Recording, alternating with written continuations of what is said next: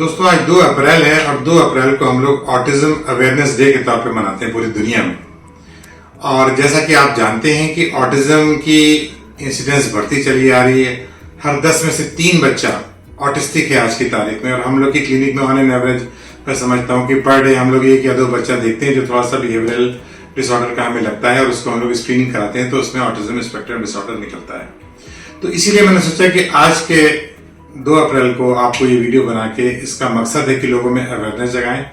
आज भी लोग डिनायल मोड में रहते हैं। हम लोग जैसे पेरेंट्स को जब फर्स्ट टाइम आते हैं तो ऑटिज्म के बच्चे को आमतौर पे आप क्लिनिक में जब वो एंटर होता है रिसेप्शन एरिया में बैठा होता है तभी आप उसके बिहेवियर को देख के समझ जाते हो कि ये नॉर्मल से कुछ बच्चा हट के लग रहा है मुझे। अब जब आपके पास वो आता है तो आप उसको असेस करते हो। आमतौर पर उनकी कंप्लेन होती है कि बच्चा 2 साल का हो गया, 3 साल का हो गया, बोलता नहीं है, आई कांटेक्ट नहीं करता है, किसी की सुनता नहीं है, अपने में लगा रहता है। तो ये सारे रेड फ्लैग साइंस हैं, इसको आपको समझना होगा। अगर आपका बच्चा 2 साल का हो गया है और वो वर्बल या नॉन वर्बल कम्युनिकेशन नहीं कर रहा है, वो आपसे आई कांटेक्ट नहीं कर रहा है, वो अपनी धुन में मस्त है, रिपीटेटिव मूवमेंट्स कर रहा है, तो ये सारे रेड फ्लैग साइंस हैं, इसको आप इग्नोर मत कीजिए।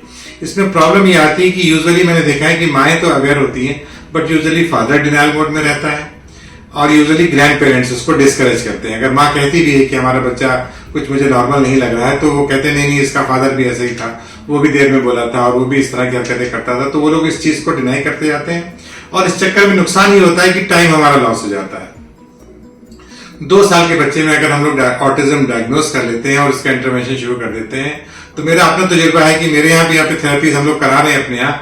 विद इन 6 मंथ बच्चा प्रॉपर अपने नॉर्मल बिहेवियर उस पर आ जाता है, प्ले ग्रुप में जाने लगता है और वहां पर उसके टीचर्स भी उसकी तारीफ करते हैं कि बच्चा बहुत अच्छा कर रहा है।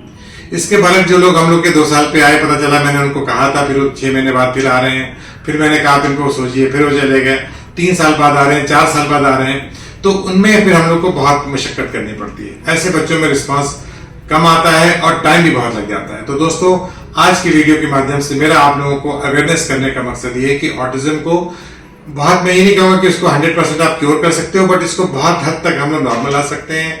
इसमें ऑक्यूपेशनल थेरेपी है, बिहेवियरल थेरेपीज हैं, फैमिली के हिसाब से हम लोग फैमिली को पूरा ट्यून करते हैं कि बच्चों को किस तरह से आप टैकल करें। तो हर बच्चे का इंडिविजुअली उसकी हम लोग थेरेपीज टेलर करते हैं और उनके पेरेंट्स को गाइड करते हैं और उनको उसी तरह से उसको 3 से 6 महीने हम लोग अपने फॉलोअप में रखते हैं। और यूजुअली मैंने देखा है अगर माइल्ड स्टेज में हम लोग डायग्नोस कर लेते हैं तो विद इन 6 महीने हमारा बच्चा सिम्टम फ्री होकर आराम से स्कूल जाने लगता है, नॉर्मल उसका कम्युनिकेशन डेवलप हो जाता है, नॉर्मल उसका बिहेवियर शुरू हो जाता है। बहुत से लोग स्पीच थेरेपी के ऊपर बहुत स्ट्रेस करते हैं कि मेरा बच्चा बोल नहीं रहा है। मेरा ये कहना है कि ऑटिज्म स्पेक्ट्रम डिसऑर्डर के बच्चे में स्पीच की कोई प्रॉब्लम नहीं होती है। यस, स्पीच वो अपने आप बोलने लगेगा, पहले उसके आप बिहेवियरल थेरेपी से उसको आप उसका बिहेवियर को मॉडिफाई कीजिए और उसके आप जो सोशल स्किल्स है उसको इम्प्रूव कीजिए। कम्युनिकेशन स्किल अपने आप आ जाता है, that is the last to come communication.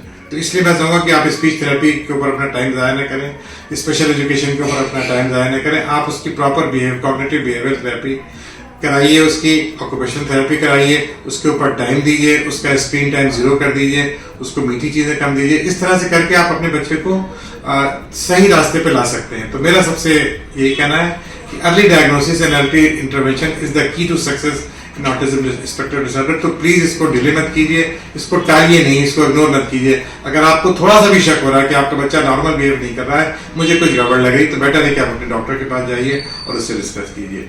बहुत सीवियर ऑटिज्म अगर है तो ज़ाहिर बात है उसमें और कुछ फार्माकोथेरेपीज भी आ जाती हैं, बट ज़्यादातर हम लोग देखते हैं कि माइल्ड स्टेज में अगर हम लोग डायग्नोस करें तो माइल्ड टू मॉडरेट आप उसको इजीली ट्रीट कर सकते हैं। डिले अगर आप कर रहे हैं तभी आपका सीवियर ऑटिज्म में बच्चा जाता है, अदरवाइज माइल्ड स्टेज में पकड़ के मेरा पर्सनल तजुर्बा ये है कि सारे बच्चे ठीक हो जाते हैं। तो इसलिए प्लीज आप लोग इसको इग्नोर मत कीजिए। Early intervention is the key to success. Thank you very much. Bye bye, take care.